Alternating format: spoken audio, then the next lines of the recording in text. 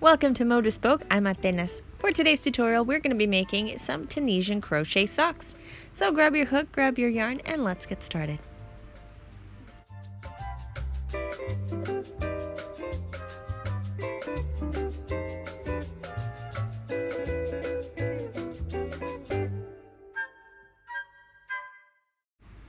So here's a look at the socks that we're going to be crocheting today. Now, you can crochet these long socks, so it's got the long tube, or you can also crochet the same pattern as a cuff sock. So it's going to be nice and short, just like this. It'll be entirely up to you, and you can crochet the sock in any size you want. To make these socks, you're going to need some supplies. So you're going to need some yarn, a yarn needle, a pair of scissors, and you're going to need double-ended crochet hooks. So I've got two different hooks here, and you can use either of these hooks. It doesn't matter which one you prefer. If you've watched any of my previous tutorials and you've already gotten a set of these aluminum crochet hooks, these are the double-ended ones. Use size 3, 4. If you want a Tunisian hook, so this is a Tunisian sock hook, you can get one of these at Nifty, Cliff's, and that's an Etsy shop. I'll leave the link down in the description box below. But if you want to learn more about these hooks, I posted a video about them last week. So I'll link that video also in the description box. That way you can learn a little bit more about those. And that pretty much covers the supplies you'll need. Now, you really can use any yarn size you want as well as any hook size you want. This is a measurement-based pattern. So all you have to do is just kind of get the hang of what you're doing, and then you can use any supplies you want. I am using a sock yarn, and I will be doubling up on the threads, but I'm just using a fingering or a sock yarn, and I'm going to make this using two colors. So I've got the red and the beige, but if you want to use just the one color, then you're going to need two balls in one color, or if you're doing it two colors like I am, you're going to need one ball in each color you want your sock to be in. For the hook, I'm just going to be using a 4mm Tunisian hook. Alright, so we're going to begin here at the cuff, work down the leg, and then we're going to do the body of the sock ending at the toe. Now, to crochet this pattern, you need to crochet in multiples of 4. So you need to remember that when you are crocheting the cuff, because the length of the cuff is going to be also in multiples of 4. So this may sound a little confusing right now, but it'll make a little bit more sense as we go further along into the pattern. Now, you can make this sock as a small cuff sock. You just won't add as much sock length. Now, if you're wondering about sizing and where you can get information on sock sizes, the Yarn Council here in the US has a website, and they've got a chart, and it's got all the information you need for different sock sizes. So starting at newborn, and then you've got women's, men's sizes up until, adult. And it's got the US-based size shoe, and I think it's got UK sizing as well. But it's written in centimeters and inches. I'll leave a link in the description box below. Check that out. Write down the measurements that you need for your sock size, and then you can come back to the video and we can start working on making your sock. So on this chart, you're going to see 3 different measurements. You're going to see the sock length, which is going to be how tall your sock is. You're also going to see the foot length, which is from the heel to your toe. And then you're going to see the foot circumference, which is going to be the widest part of your foot. This is also the measurement we're going to use to crochet the round part on the sock length.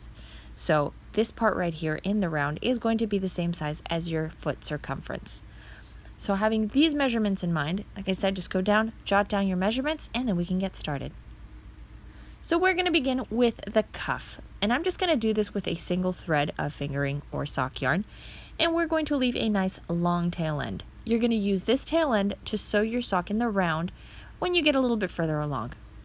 So you begin with a slip knot by wrapping the yarn around 2 fingers, and you're going to insert your hook behind this front loop, grab the yarn that's in the back, and pull it through. Next, you just tighten the knot by pulling on the 2 threads, and if you pull on the threads individually, it'll tighten the knot and make it closer to your hook.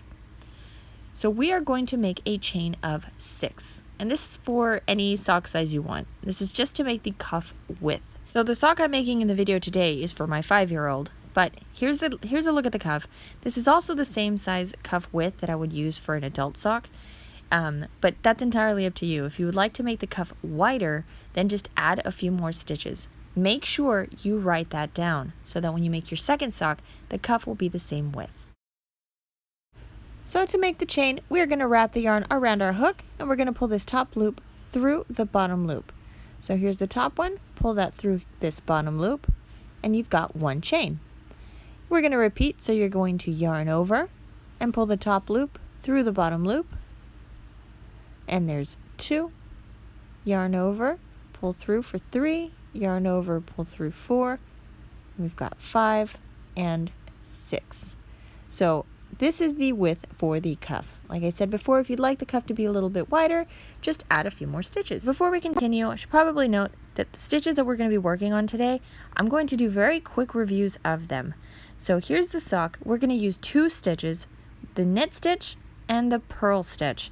If you are not familiar with those 2 stitches, you can watch the Tunisian crochet video I made for beginners. So it's Tunisian 101. I'll leave a link in the description box below. Watch that, and then you can come back and watch this video. So let's begin with our foundation row. We're going to skip the first stitch, and we're going to insert our hook into the second stitch of the chain, yarn over, and cast on 1 loop. We're going to repeat this in the next stitch. So insert your hook into the stitch, yarn over, and cast on 1. Continue casting on stitches, 1 for every stitch of the chain. So I'll get these last 2 stitches, and at the end you should have the same number of loops on your hook as you had chains to begin with. So we made a chain of 6, and I should have 6 loops on my hook. Now we are going to work a return pass. Now this is a regular return pass. For this return pass, you are going to yarn over and you're going to pull through the first loop on your hook. So there's 1. Now for the rest of the row, you're going to yarn over and pull through 2 loops. So yarn over and you're going to pull through these 2 loops on the hook. So we've got 1, 2. Yarn over, pull through 1, 2. Yarn over, pull through 2. Yarn over, pull through 2, and then yarn over, pull through 2, so that you are left with just 1 loop on your hook. So that is our foundation row. This does count into our multiple. Now, remember that I talked to you about multiples of 4. We are going to crochet rows that are in multiples of 4. The foundation row counts as row 1. I'm going to crochet 32 stitches for the small sock size that I am making, and that is a multiple of 4. So for the next row, which is going to be the 1 row repeat for the rest of our cuff, we're going to begin on the second vertical stitch. So you're always going to skip the first vertical stitch and begin here on the second. Remember that there are 2 loops or 2 legs to this stitch. So there's the back one and the front one. You're going to insert your hook between both of those, yarn over, and cast on 1 for a knit stitch. So just to repeat, we're going to work a knit stitch in the second vertical stitch of the row. So we're going to skip the first stitch. You've already got that loop on your hook. Go into the second vertical stitch, and you're going to insert your hook between both legs that make up the stitch, yarn over, and cast on 1. So that is a knit stitch. When you get to the last stitch of the row, so it's going to look like this one, this is going to be called the final stitch. You're going to cast on 1 loop for that final stitch right here, and I go through both of the threads. So here I go behind both of these, as you can see there, yarn over, and cast on 1. So you should have 6 loops on your hook, and then you just work a return pass. So that was just a row of knit stitches, and that's the 1 row you are going to repeat throughout the rest of the cuff. So this was our 1 row repeat, which is technically row 2 because our foundation row counts. So you're going to repeat your knit stitch row until you have a multiple of 4. And you're going to need to make sure that the cuff also measures that foot circumference for the sock size you are crocheting. So if we take a look here at the sock, so here's the cuff. Like I said, I worked 32 rows because that was my multiple of 4, and then the sock length is going to use that multiple of 4 to create this pattern. So I'm hoping that kind of made a little bit more sense, but if it didn't, just leave me a comment down here below, and then I'll try to explain it a little bit better. All right, so I'm going to continue adding rows. Like I said, we just made a knit stitch row. We're going to repeat that row for the next, 30 rows, or at least I am for the sock for a 5-year-old. So for those of you that need a little bit more practice, we'll do 1 more row of knit stitch together. So I grab my hook and my yarn. All right, so remember to always skip the first vertical stitch of the row, and we're going to begin to knit stitch on the second stitch. So skip 1, go to number 2, and you're going to cast on 1 knit, then 2 knit, 3, 4, and you're going to cast on into this final stitch of the row. So this is 5. Now check the stitch count. We've got 6 loops on our hook, and then you just work a return pass. But that's it. So this was row 3. I'm going to continue working until I have 32 rows, and I will see you again here in just a moment. So here are 32 rows that I've crocheted for my cuff length. And just to kind of give you a little bit more of an idea how long that is, let me grab my measuring tape. And then this measures about 5 inches, so that should give you a bit of an idea how many rows you might be needing to crochet if you're making this in any other size. Alright, so now that we've got the cuff ready to go, we're going to work a last return pass, and then we're just going to sew it closed. Now, you're going to start to see this ring a lot for the rest of this video. This is a stitch counter ring. I got this on Amazon. It is a lifesaver, and I love it when I crochet socks. If you want to get one as well, there is a link down in the description box where you can find one. You don't need it. You can just use a piece of paper and keep track of your stitches, but it does make your life a lot easier to have a stitch counter. Alright, so I'm going to finish this return pass real quick, but once I've finished my return pass, I don't want to cut my thread because it's just going to make one more thing that I have to weave in. So I'm going to use a stitch marker. You can also use a bobby pin, a safety pin, whatever you want, and I'm just going to place it here on this loop. So let's remove the hook, place the stitch marker. That's just going to help keep the stitch from pulling out, and we're going to sew our cuff closed. You are going to need a yarn or a tapestry needle for this next part. But if you look at the cuff, it's got 2 sides. So on the reverse side, it looks kind of like a typical sock cuff. So you're just going to fold it in half, make sure that the side that you want on the outside of your sock is facing out, and then you just go through and sew it closed. You can use any stitch you want, you just have to sew it closed. So now let's move on to the sock length. Now, like I said at the beginning of the video, you can make this as a cuff sock or a nice long sock, it doesn't matter. Here, I'm going to be adding my primary color, which is going to be the red. And I'm going to double up on the thread, just because I want my sock to be a little bit thicker and just to last a little bit longer. So I'm going to be using 2 threads. So here they are. And I'm going to crochet with these simultaneously. If you don't want to use 2 threads, you can use a sport or a DK yarn instead. So I'm going to do 2 threads as well for the beige. That way the thickness of the sock is the same throughout. So I'm going to grab a second thread of the beige yarn, and I'm going to loop it through my stitch. So I'm just going to find the stitch that's right below my stitch marker. I'm going to insert my hook. I'm going to make a loop and leave a nice long tail end of yarn. You can weave that in once you're done, but you're going to pull that loop through the stitch. Just don't drop the stitch. Oh no. Okay. So make a loop on your hook. We're going to pass that loop through the stitch, like so. And then you're going to add the loop that's on the stitch marker to your hook. That way you double up on your thread. So just insert your hook into that loop. You can now remove your stitch marker, tighten everything up, and you're ready to go. This is the part where we're going to add our red yarn, or whatever that you want to be the primary color of your sock. So I'm going to grab my red yarn. Remember that I'm working with it 2 threads simultaneously. And we're just going to insert it into that next stitch. So I'm going to insert my hook into the stitch, and we're just going to cast on again. And this is just another foundation row. Leave a nice long tail end of yarn.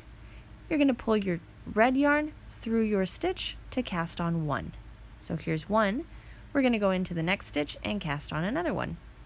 So I'm going to move my tail end of yarn, just leave my working yarn. We're going to go into the next stitch, yarn over, and cast on 2. So there's 1, there's 2 loops, yarn over, cast on, there's 3, yarn over, cast on, 4, and just continue to cast on until you can no longer comfortably cast on stitches. You won't be able to cast everything on. You may get about 20 stitches before you can't cast on anymore.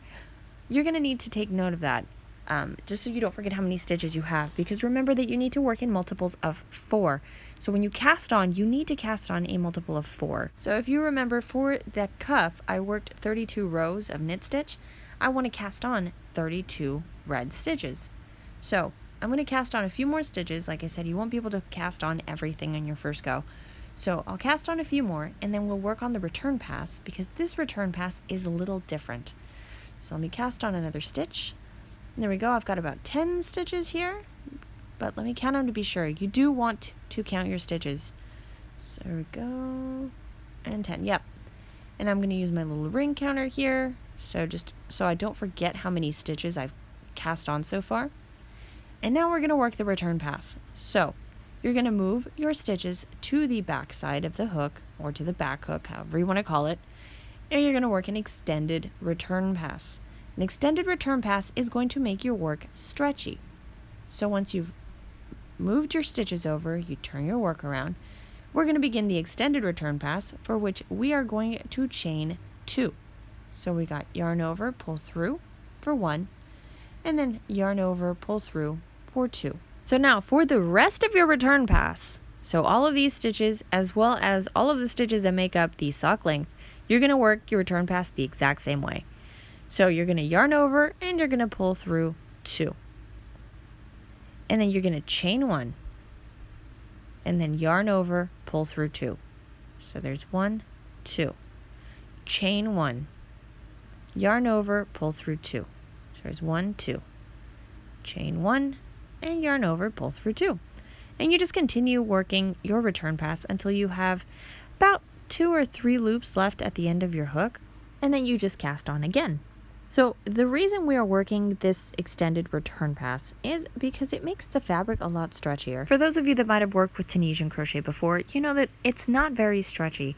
So by using the extended return pass, you'll be able to add more stretch to your fabric, which is going to make your socks a lot more comfortable. And all you need to do is just continue to cast on stitches until you get to the beginning of the row, which is right here, and that's where I will meet you. Alright, so I have continued to cast on stitches and worked return passes as necessary until I got to the beginning of the row. I've left 2 red loops on my hook so that I don't lose the stitch. So try to leave about 2 to 3 stitches before you start casting on again. Okay, so we're at the beginning of the row.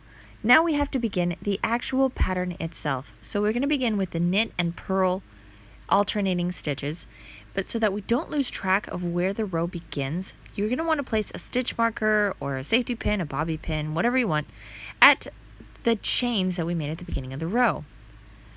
So that'll tell you where your row ends and begins. And this is an important marker to have because we're going to be working in continuous rounds. So throughout the rest of the sock length, everything is worked in a continuous round. You need to be able to keep track of the rows you crochet so you can make matching socks. Alright, so let's pick up here where our stitch marker is. So we're going to skip this chain. We're going to go to the very first red stitch right over here, and we're going to begin our knit purl pattern. So our first 2 stitches are going to be knit stitches. So we're going to cast on 2 knit and then 2 purl, and then 2 knit, 2 purl, and so forth. This is why you needed the multiples of 4. So we begin here on the very first one with our first knit. So we cast on a knit, and then right next to it we cast on knit. The one right next to that, and the next 2 stitches really, it's going to be purl. So to purl, you're going to do a reverse yarn over. So loop your yarn in front of your hook, hold it down, you're going to insert your hook into the stitch. You're just going to be using the top leg or the top loop of the stitch. So then you're going to release your yarn, and you're going to pull it under that vertical stitch so that it looks like this. You're going to yarn over, and this is a regular yarn over, and pull through the loop, like so. We're going to repeat, so we're going to do a reverse yarn over. So pass the yarn in front of your hook, hold it down, insert your hook behind that top loop or the top leg of the stitch, release the yarn, pull your thread under the vertical stitch, then you're going to yarn over, this is regular yarn over, and pull through the stitch. If this is too fast for you, remember that this is a slightly more advanced video. If you want to learn how to do a purl stitch, I do have a Tunisian 101 video that you can watch where we go over this stitch really slowly. You can learn how to make the purl stitch. But the link is in the description box below if you want to watch that video. So to complete the rest of the round, you're just going to repeat these 4 stitches. So you're going to do 2 knit, 2 purl, 2 knit, 2 purl, all the way around. So let's do another set here. So we're going to do knit, and then knit, and then purl, purl, and then just repeat. knit, knit, purl, purl, until you work your way all the way around to the stitch marker. So I'm going to continue to cast on my stitches, work your extended return pass, and I will see you again when we reach the stitch marker. So I've made it to the end of the round, and I've got just a few stitches before we can begin the new round. So at the beginning of the round, if you remember, we begin with 2 knit stitches. That means that the last 2 stitches of our round have to be in purl. So we're going to purl the last 2 stitches, and then we've completed the round and we're ready to begin again. So now we can begin again with 2 knit, 2 purl, 2 knit, and the rest of the pattern, that's all you're going to do. You're just going to work in the round, alternating between your 2 knit and your 2 purl. So you always knit on the knit and purl on the purl until you get the length that you want for your sock. So the length of the sock, of course, is going to vary by size and by the type of sock that you want to make. So here are the 2 styles that I've got. If you are making the cuff sock, you can work anywhere between 3 to 5 rows, and that's generally pretty good for this sock length. Once you finish the last row, you're going to begin to work on the heel and then the body of the sock, and you just finish the pattern. If you are making the taller sock, you're going to need to work more rounds. So for this size sock, I did about 30 rounds, and that gave me the height I wanted for this sock size. But something to keep in mind is that as you are adding your first few rounds, the outside of the sock is going to be wider than the cuff. So you're going to notice that it's going to poke out on the sides just like this. That's totally normal. It's what's going to happen when you work an extended return pass, because we're adding a little bit more width to our circumference. So as you add more rounds, it will start to close up. So at about round 5, it'll start to look more like a tube like this. If you are making the cuff sock and you're only doing 3 rounds, that's okay. It's still going to close up enough so that your sock looks like this. So anywhere between round 5 or 6 is when you're going to start to see it close up more. But again, for the folks making the cuff sock, that's okay. You can do 3 rounds and it'll look just fine. So I'm going to continue to work the length of the sock. I'll come back when I've got about 30 rows already crocheted. So here is my sock length. It's ready to go. I've already crocheted 30 rows. And just to give you guys a bit of an idea how tall that is, let me grab my measuring tape. There it is. And let's measure from this top part to the bottom is about 6.5 inches or 16.5 centimeters. And that is with 30 rows or 30 rounds. So just make sure you make as many rounds as you want for the sock size you want to make, and that way that it has the same measurement as the sock length on that chart. And then jot that down before you start moving on to the heel, because you will forget, trust me, by the time you work on your second sock. Alright, so we're going to be done working with the red yarn. So I'm just going to finish my return pass all the way through so that I have just the beige loop on my hook. So let me work my return pass through. So here's that last of the red loops. I'm just going to pull this beige loop through the last of the red ones. And we're going to work the heel in beige. So let me tighten the red. Don't cut the red yarn, just leave it. You are going to pick it up again a little bit further along in the pattern, so it'll make a lot less tail ends to weave in later. So leave that there, just ignore it for the next section. Now, for the heel, you have to cast on half of the stitches that you cast on for your sock circumference. So I originally cast on 32 stitches, and that was for my sock length. Whatever your sock length is, write that down. You're going to divide that number by 2. So 32 divided by 2 gives me 16, which means I have to cast on 16 stitches in order to have half of the measurement of my sock circumference. So beginning here on this next stitch, I'm just going to knit the whole heel part. So we're no longer doing this pattern, we're just working knit stitches. So beginning on this next stitch, as you can see, it is a purl, but I am going to knit. So I'm going to knit 1, and then 2, 3, so 13, 14, 15, and 16. Alright, so I've cast on my 16 stitches, and these are all 16 knit stitches, but if you count your loops, you're going to have 17. So you've cast on 16, but you had 17 because you already had a loop on your hook. So cast on 16 plus 1, or whatever it is that you did, your measurement divided by 2. Now you're going to work a return pass, and this is also the extended return pass. So you're going to yarn over. We're going to pull through 1 here, and now for the rest of the row, I'm going to yarn over, pull through 2, and then chain 1. Yarn over, pull through 2, chain 1, yarn over 2, chain 1, and I'm going to continue until I've got 1 loop left on my hook.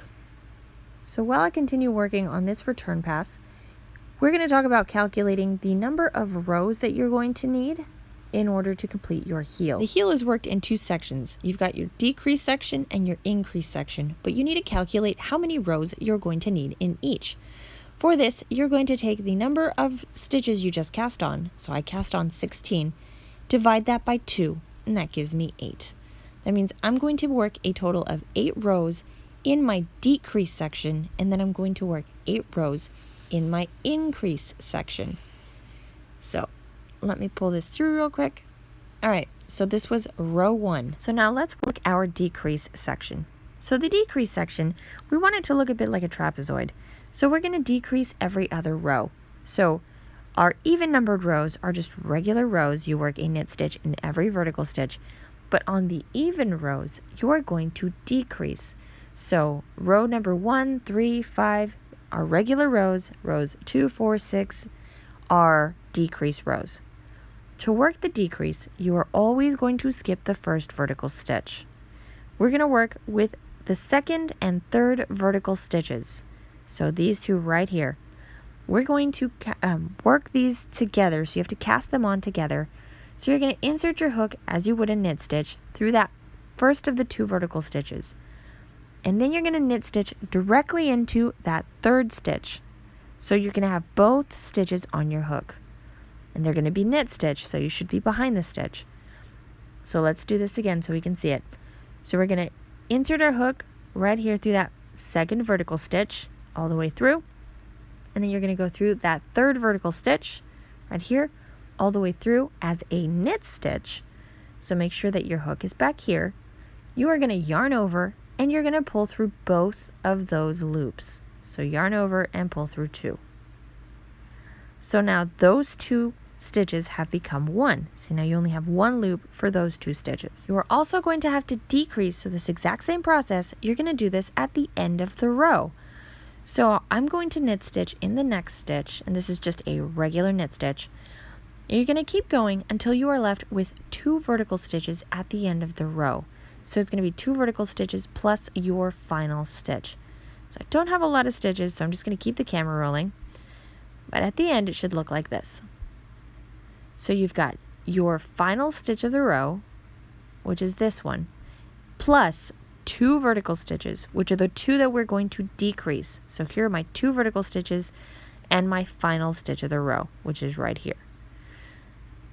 So let me continue to cast on until I get to those last 2 vertical stitches, which I'm there, and we have to decrease again. So just like how we did at the very beginning of the row, we're going to insert our hook into the first stitch and into the second stitch. So here we go. Here's the first of the 2 stitches.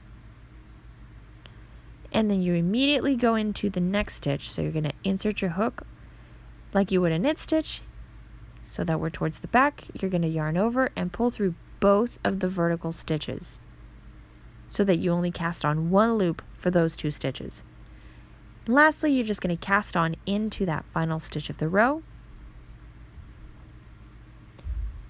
And there you go. So now we have decreased by 2 stitches, meaning that at the beginning of the row, or the very first row, not the beginning of the row, the very first row, we had 17 loops on our hook. At the end of row 2, you're going to have 15 stitches on your hook. So you're going to decrease by 2, which is just subtract 2. And this is just on your even numbered rows. So once you've cast on all your stitches, you're going to work your return pass. And this is an extended return pass. and then you just begin the same pattern again. So you're going to work an even numbered row. So for row number 3, you're just going to cast on into every stitch of the row, and then for row 4, you're going to work your decreases. You're going to continue this sequence until you have completed the total number of rows that you calculated for your sock. In my case, that was 8 rows. Remember that it was the 16 stitches divided by 2, so I have to make 8 rows total. So here we are, look, at the end, and I'm just going to begin row number 3 with you. So here, let's switch this on my row counter. To begin row 3, you're going to skip the first vertical stitch and you're going to work into the second one, and you're just going to knit stitch. So you're going to knit stitch in the first one, and then in the second stitch, in the third stitch, and so forth. Continue working this section until you've gotten all of your rows, and then we will work on the increases. So the decrease section of my heel is completed, so it should look a little bit like this. Now we have to work an increase section. So the increases are also quite simple. For this, I'm going to go to row number 9 because I just completed row number 8. And row number 9 is just a regular row. So it's equivalent to row number 1. So if you would rather switch your stitch counter so that it's row 1 and you just begin the sequence again, you can do that. So it is an odd numbered row, so we're just going to crochet a knit stitch into every stitch of the row. So I'll just cast this on, work my return pass, and then I'll see you again for the next row. Alright, so I've completed the return pass for row number 9, and now I'm on row number 10. Though, I guess if it makes it easier, we should switch that to row number 2. So this is row number 2 of the increases, or if you want to look at it as row 10, that's fine. The increases are really quite easy. All you're going to do is you're going to add a stitch in this chain, so it's this the chain space that's in between the 2 first vertical stitches. So vertical stitch 1 and 2, there's that chain space. You're going to have the same thing at the end of the row. So between the final stitch of the row and the last vertical stitch, so these 2, there's a chain. You're going to insert your hook into that stitch. So that's how you work the decreases. So that way you will end up with an increase at the beginning and end of the row in every other row, or every even numbered row. So we're going to skip the first vertical stitch, but we're going to insert the hook into the chain space between the first and second vertical stitch. So like that. Yarn over and cast on 1. And that's it. That was your increase. That was super easy. Now for the rest of the row, you're just going to knit stitch. So go into that second vertical stitch and you're going to knit stitch right here. And then you're going to knit stitch into every vertical stitch following that one until you get to that last vertical stitch. And that's where you're going to have to do another increase. So I've cast on my last vertical stitch, and then I'm going to increase by inserting my hook into this chain space between the last vertical stitch and the final stitch of the row. So I'm just going to insert my hook into the stitch. I'm going to yarn over, cast on 1, and then I just have to cast on into that final stitch of the row, which is this bottom chain right here. Insert your hook into the stitch, yarn over, and cast on 1. And now we have increased by 2 stitches. So whatever stitch count you left off at the end of your previous row, you're going to add 2. And all that's left to do is just repeat this sequence using the increases instead of the decreases. So we just increased in row number 2. You're going to work your return pass. You're going to work a regular row, no increases for row number 3, increases for row number 4, and so forth. Once you have completed your increase section, it should look like this. You know you are finished when you count the loops on that final row. So for row number 8, I need to have 17 loops on my hook because that is what I started my heel section with. So I cast on 16 stitches, but because you already have a loop on your hook, you should end up with 1 more. So I started my heel with 17 loops. I need to end the heel with 17 loops. So if that didn't make any sense, just leave me a question down in the comment section. I'll try to explain it in a different way, but just remember that whatever it is you start with is the same number of loops or stitch count as you have to end with. Once we have completed this return pass, I'll show you how to sew the heel part closed and we can move on to the body of the sock. So once you've completed that last return pass, we're going to cut a long tail end of yarn. You're going to leave a long tail end because you're going to use this yarn to sew the heel of your sock closed. So I grab some scissors here. We're going to cut this right there. And then we're just going to remove the hook and the yarn from the stitch. So I just roll the hook a little bit, loosen up the stitch, and then I just pull the yarn out. And there you go. For this next part, you are going to need your yarn or tapestry needle. You're going to thread this yarn through that. We're going to fold our heel in half, so like this, and then you're going to sew it closed. So I find that if you fold your sock like this and lay it flat, you have a less visible seam. But I'll show you what I do on this side, and then you'll just have to repeat it on your own for this next side. So let me thread my yarn needle, and I'll be back in just a moment. So once you are all threaded and ready to go, you're going to line up this top corner with the bottom corner of the heel. And then we're just going to stitch through. So just find the first stitch here along the base. And there we go, go through both the top and the bottom part of the heel. And we're ready to stitch. So what I like to use is the stitch here along the sides. So let me try to find one. So if I insert my needle like this is how we're going to stitch through. So your needle is just going to go behind the post that makes up the stitch on one side. And the same goes here for this other side. So just find the post of the stitch, and that's where you're going to sew. Since my thread is coming out through this bottom part of the stitching, we're going to work on the top half of the heel. So you're going to work on the opposite side. So I'm just going to insert my needle into the stitch. We're going to go all the way through. And don't tighten this too much. Then we're going to move on to the next stitch. So I'm going to stitch here along the bottom side of the heel, and I'm going to find the post for the stitch. Insert my needle behind the post through the top side and pull through. So where this thread comes out is where I need to insert my needle the next time I'm on this side. So see how our yarn comes out on this stitch right there? That means that this is where we're going to insert our needle, and we're going to use this post right next to it. So I'm going to insert my needle right here and then just stitch through. Remove my yarn. I'm going to insert my needle. There's the post, and we're going to stitch through. And then, like I said earlier, don't tighten it too much, or it's going to be a little difficult to see where your thread is coming out. And then you might leave a little bit of a gap in your stitching. So once you are through sewing everything, you can pull on your yarn and tighten it a bit more to create a more invisible seam. I don't mind it to be just a little bit more visible. I think it makes the sock look a little cute, but if you want it to be invisible, pull on your yarn pretty tight before you knot it up and weave in your ends. So I'll just finish up these last few stitches here. And there we go. So at this point, you would pull on your yarn if you wanted to make a more invisible seam. Make sure you knot the yarn here at the end, and then you're going to weave in your ends. Don't forget to weave in your ends so that this part doesn't come apart when you wash your sock the first time. So make a double knot, weave in your ends. If you don't know how to weave in ends, I do have a video tutorial for that. I'm going to leave a link in the description box. It's a step-by-step thing. You'll be able to weave in all of the ends for any project. So go through, do that, and then you're going to sew the exact same way we did on this side. You're going to do this on the other side. Once you finish sewing your heel, your work should look a little like this. Now we're going to pick up our red yarn, as we're going to be picking up the same pattern that we had at when we're crocheting the length of the sock. So we're going to begin by casting on our first stitches on the heel.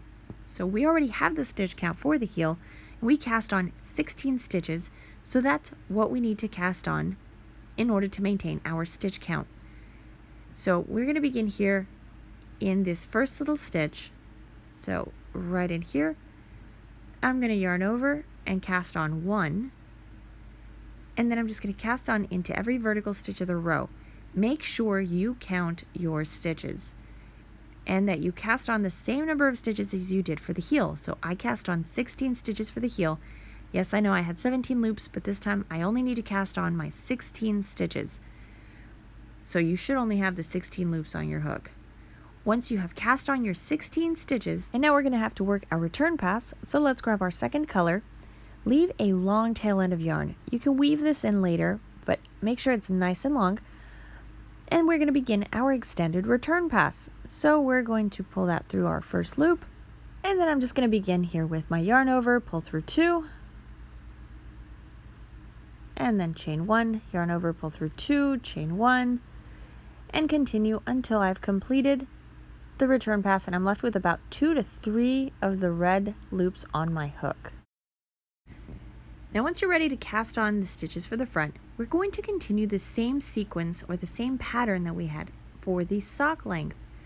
You have to remember your stitch count also. So for the sock patterns, it's very important that you maintain your stitch count. So before you start casting on, it's a good idea to just count your stitches just to make sure that you're going to start at the right place. So, and because you have to maintain the stitch pattern, you're going to count everything in groups of 2. So these are 2 purl, and then you've got your 2 knit section, 2 purl. So count in 2s. So I'm going to begin here with this first section and count through just to make sure that I have the remaining 16 stitches I need, because remember that I cast on half the stitches, which was 16, so I will need to cast on the remaining 16 stitches to complete the front part of the sock. So if we begin with our section of 2s here, so we've got 2, 4, 6, 8, 10, 12, 14, 16. Now as you can see, I've got these 2 sections of 2s that are additional stitches. I don't want to cast those on because it'll throw off my stitch count. So what I'll do is I will skip the first set of 2, so my 2 purl stitches, and then I'll begin on that second set, and then just to double check here, if I have 16, I will be left with just 2 stitches at the end that I have to skip. So that means I'm going to have to skip the first 2 stitches and the last 2 stitches on my first row. And this is just on the first row so that we can cast on the same number of stitches as we did for the body of the sock. Once you have finished casting on this row, you no longer need to skip any stitches. You just continue working in the round, just your continuous rounds like you had for the body of the sock. Alright, so keeping all of that in mind, remember that we have to skip the first 2 stitches in order for me to maintain my stitch count. It might be different for you, but I'm going to begin with this second set of stitches, and for me these are purl stitches. Again, this might be different for you, but continue the sequence that you had already started for the top of the sock. So my next 2 stitches, as you can see here, are purl. I'm going to follow it up with 2 knit, and then 2 purl, and just continue until I get to that last pair of stitches at the end of the row. So here we are at the end of the row. Remember that I also have to skip these last 2 stitches in order to maintain stitch count. So I'm going to skip these. I'm going to turn my ring counter just so I know what row I'm on, and this is row 1. And from here on out, we're just going to continue the foundation that we have set up. So you're going to knit on all of your knit stitches, and you're going to purl on all of your purl stitches. So you're going to continue this design in the front of the sock, and on the bottom of the sock, it's going to be all knit stitch. So if you worked with 2 colors, this first stitch is going to be really easy to spot. So the first stitch of round 2 is going to be this red one right here. So we're going to knit stitch into that vertical stitch. So here's 1, and then we're just going to knit stitch in all of the stitches of the heel. Once you get to the front of the sock, you're gonna continue your alternating purl knit pattern until you complete the entire section of the body of the sock. So just continue working your rounds. Now to measure how long you need to make the body of the sock, if you're using the measurement chart, you need to use the foot length measurement. So to make the math easier, let's just go with 10 inches. So say you need to make a body length of 10 inches, you need to subtract 1.5 inches for the heel and 1.5 inches for the toe. And this is for all sock sizes. You take the 1.5 inches from the toe and the 1.5 inches from the heel, which gives you a total of 3 inches. So 10 minus 3 gives you 7. So this section in the center, so right from here to here, is going to measure 7 inches. That will give you the total foot length of 10 inches that you need for your sock size. So I know 10 inches is kind of big. It was just easy math. Keep in mind that your sock stretches. So even if you are a little bit short on the length, that's okay. Your sock stretches, so it'll fit you just fine. Alright, I've completed all the rounds I needed to get the body of the sock. Now it's time to work the toe. The toe and the heel are very similar. The only difference is we're going to work it as two separate sections. So instead of doing the decreases and increases all in one, we're just going to do the decreases here on one side of the sock, cut the yarn, and then do the decreases on the other side of the sock. And then you're going to sew them together in the middle. So it's kind of like the heel, but only half of a heel, if you want to look at it that way. But then when you sew it in the front, it's going to look like this. So remember your stitch count again that we did for the heel. So we have to cast on 16 stitches. We're only going to need the beige yarn. So we're going to completely crochet off the red yarn, just so we're left with a matching heel and toe section. And then I'm just going to repeat the decrease section for the heel. So it's all going to be the same. I'm going to cast on 16, but I'm going to have 17 loops on my hook. And then I'm going to work, the first row is just a regular knit stitch row. And then I'm going to work decreases on all of my even numbered rows. So let me just finish removing the red yarn real quick. At this point, you will no longer need the red yarn, so you can cut it. So if it makes it a little easier for you, leave a nice long tail end of yarn, grab a pair of scissors, and just cut it. So I'm just going to cut it off right here so I'm not getting tangled up in my yarn. And there we go. And then I can put the red yarn away, and we're just going to work with the beige. So let's pick up our work and get to casting on. So remember that the toe and the heel are worked only in knit stitches. So I'm going to begin to cast on 16 knit stitches. So let me move my stitch counter. This is going to be row 1. So that's cast on 16. So we have 1, 2, 3, 4, 15, and 16. So there we go. Okay, 16. There we go. So I've cast on my 16 stitches. Now I just have to work my return pass and then just repeat everything I did for the heel section just for the decreases. So I'm going to work my decreases and then I'm going to stop at row number 8. So I'll complete row number 1. I'll do a decrease row number 2, work a regular 3, 4, so forth until I get to row number 8. And then I will see you when I complete row number 8. Alright, so here we go. I've completed 8 rows of decreases, and now I can cut my yarn. So let's leave a nice long tail end of yarn. We're going to cut it right here, and then we're going to remove our hook and pull our yarn out, and we are done with this first part of the toe. So here's the first half. Now we have to complete the second half. So we're going to grab our yarn, pick up our stitching, and remember that it's all about stitch count. So make sure you count your stitches so that you cast on the same number of stitches you did in the back as you will in the front. So I had 17 loops on my hook, which means I need to have 17 loops on my hook at the end of this one. So we're going to need our 16 stitches plus our 1 additional loop. So this is exactly 16 stitches, which means I'm going to have to cast on my additional loop right next to the first stitch. So right in here, I'm going to insert my hook. I'm going to leave a really long tail end of yarn. You're going to use this tail end of yarn to sew the top part of your sock closed. So make sure you leave quite a bit of length. So I'm going to make a loop on my hook and I'm going to pull that through that stitch. So there's loop number 1. Now I can cast on 16 stitches. That way, at the end of this first row, I will have 17 loops on my hook, and the front part will match the back part of the toe. So I did a repeat of that entire section. I cast on my 16, I did all of my decreases, and this is what my fabric looks like now. So now my sock has a front part of the toe and the bottom part of the toe. Now all we have to do is sew these together. At this point, it's a good idea to start weaving in all of your ends. So you've got different ends all over the place here. So there's this red one and the ones that are beige ones. Just do not weave in this really long thread. You need this to sew the sock closed. Weave in all of your yarn tails, including the ones here at the top if you want to. And for those of you that had to skip stitches like I did, you might have this little bit of a gap here. I have this little bit of thread right here. I'm going to use this just to sew these stitches closed. So just a few little stitches right here, and you'll close up this section. You'll have to do the same on the other side. Not all of you will have this, as not all of you would have had to skip stitches in order to get your stitch count right. I did, so we have to sew those closed.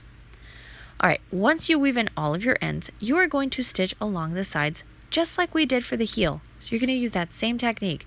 Use the stitch posts all along the side, and then you're going to use the stitch posts on the top part, which are right here. And that's all. So just go through, sew the toe of your sock closed, and there you go. You'll have some nice little socks. Remember to knot at the end of your stitching and weave in all of your ends. But there you go. So that was our video tutorial for this week. Don't forget to stop by the website if you would like a PDF copy of this pattern. If you would like to see more of my work, you can also follow me on Instagram. And if you haven't subscribed to my channel, hit the subscribe button. I post videos every week.